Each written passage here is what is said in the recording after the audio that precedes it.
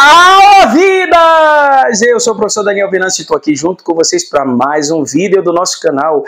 Antes de eu começar a nossa aula de hoje, eu vou fazer um pedido encarecido para vocês. Olha só, deixa o seu like, compartilha esse vídeo e ativa o sininho para receber as novidades das próximas aulas que eu vou postar aqui nesse canal. Nosso tema de hoje, nossa aula de hoje é água, sobre água, esse líquido maravilhoso, fantástico, chamado água, né, que é importante, é essencial para todos os seres vivos que habitam este planeta. Gente, olha só, a água, ela é encontrada a uma taxa imensa. Deixa eu pegar os pilotos aqui de outras cores para ficar fácil para vocês enxergarem, tá?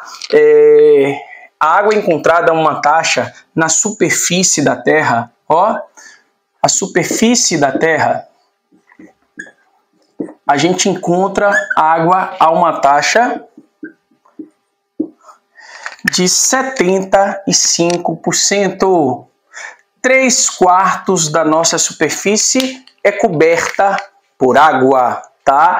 Nos seres vivos vai variar muito em qual momento da vida está esse ser vivo, qual a idade dele, qual o tipo de ser vivo. Por exemplo, em águas vivas a gente pode encontrar, águas vivas são quinidários, a gente pode encontrar nesses animais até 96% de água na sua composição, tá? Numa semente desidratada, que é a vida no início, um embrião que tem ali dentro daquela semente, a gente pode encontrar de 6 a 10% só de água.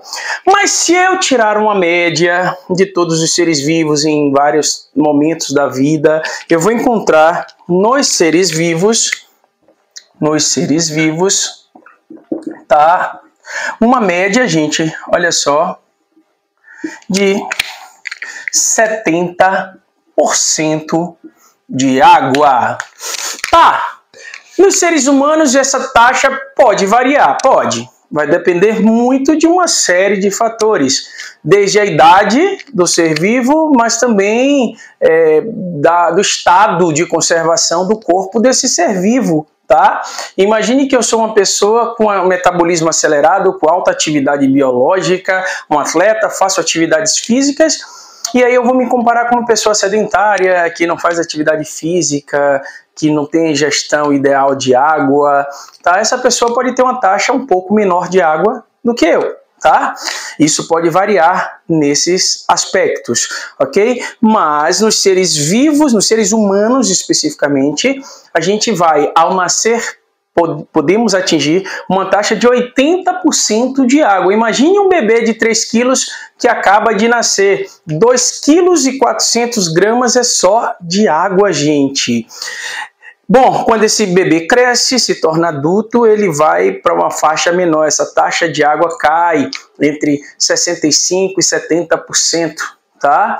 Quando essa pessoa envelhece, ela pode chegar a uma taxa de água até de 55%. Perceba que quanto mais velho for ficando a pessoa, menos água, proporcionalmente falando, a pessoa vai ter no seu corpo, tá?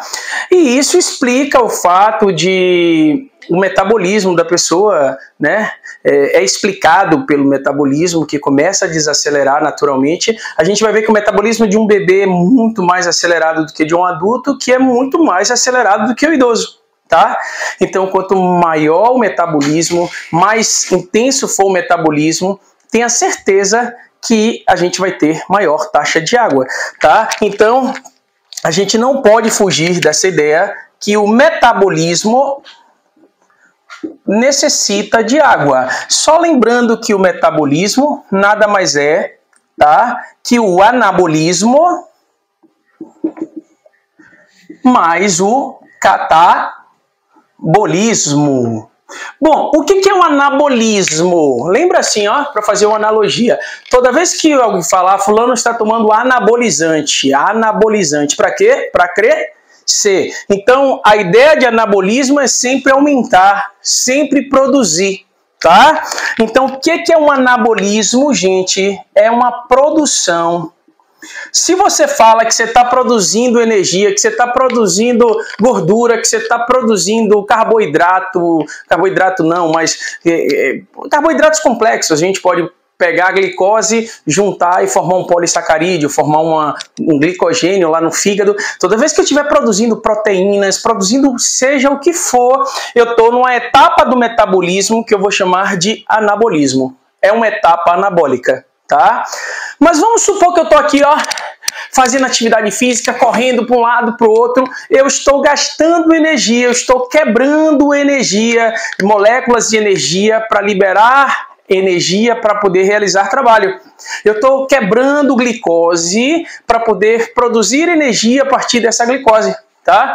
Então, esse processo de quebra é um processo catabólico. Então, o catabolismo ele vai fazer alusão à quebra, à destruição, tá? Quebra ou destruição, tá? O que é que a água tem a ver, Daniel, com essa questão metabólica, tanto no anabolismo como no catabolismo? Olha só, toda vez que a gente produz, bioquimicamente falando, qualquer molécula, qualquer substância bioquímica produzida a partir de reações anabólicas, olha só, produção, anabolismo, a gente vai ter liberação de água.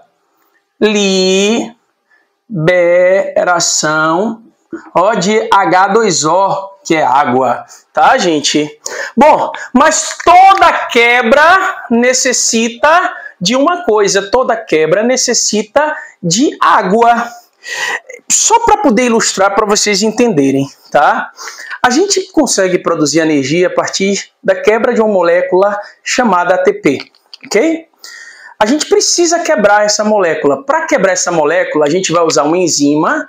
A enzima vai quebrar essa molécula. Deixa eu fazer o desenho só para a gente entender. Aqui tem um ATP. Aqui é uma adenina, que é uma base nitrogenada, tá?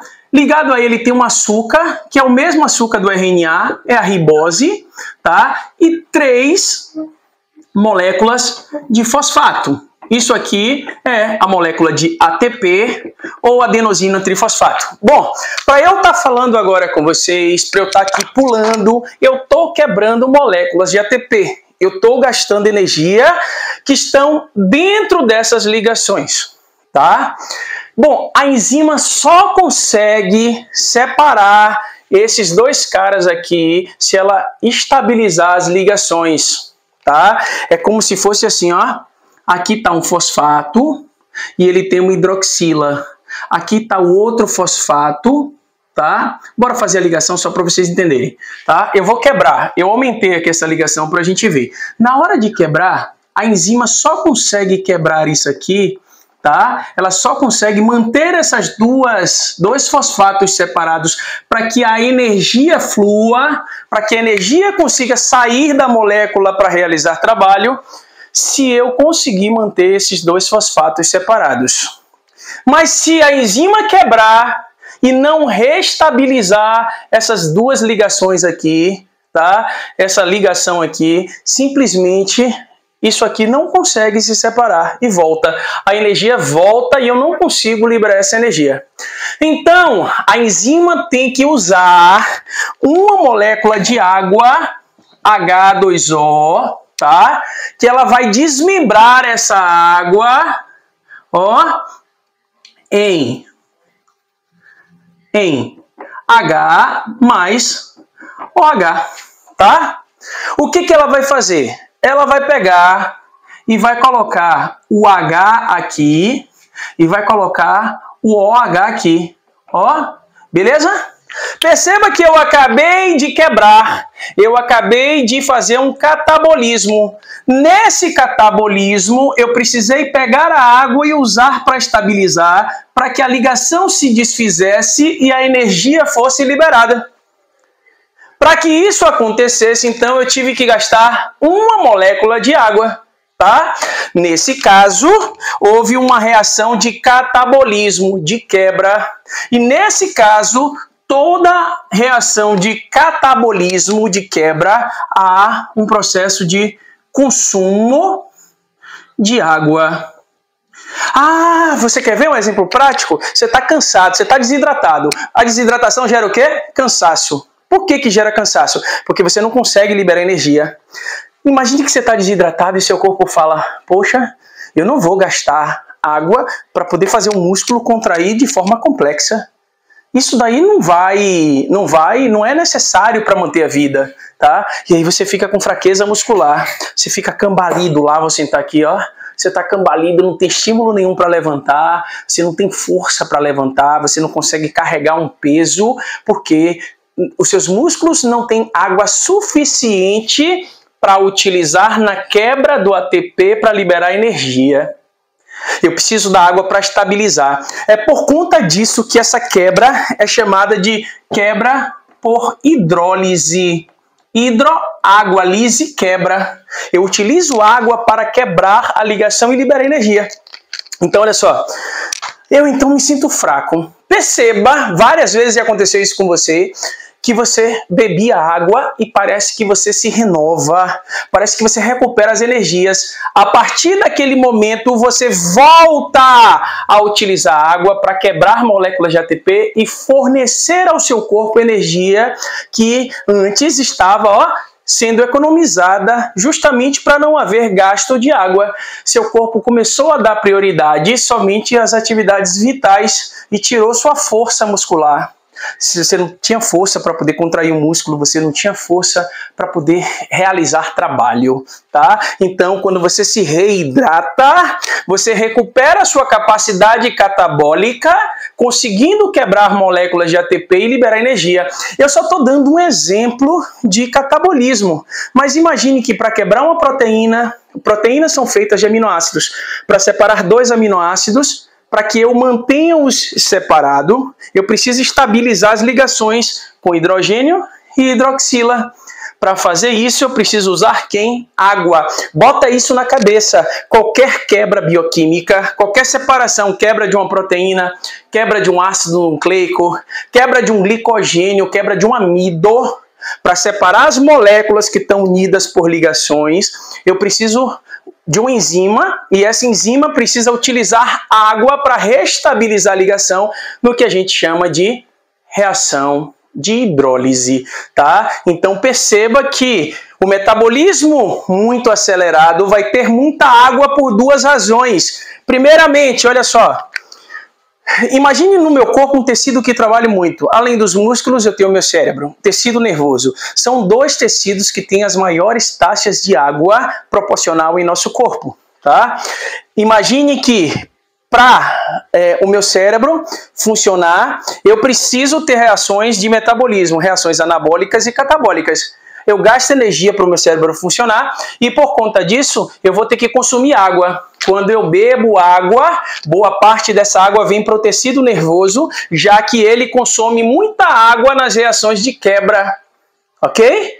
Já quando o meu cérebro vai se recuperar, vai descansar, ele vai reconstruir aquilo que foi quebrado, ele vai fazer moléculas de energia e, da mesma forma que para quebrar isso eu precisei botar água, para refazer essa ligação eu preciso tirar água.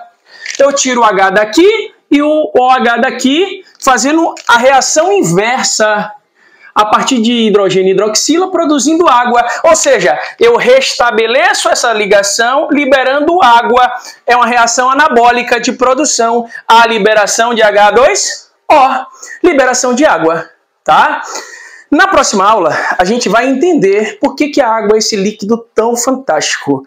Espero que vocês tenham entendido essa explicação, a relação da água com o nosso metabolismo, tá? E fiquem atentos ao próximo vídeo, que a gente vai falar sobre propriedades da água. Conto com a presença de vocês. Beijo!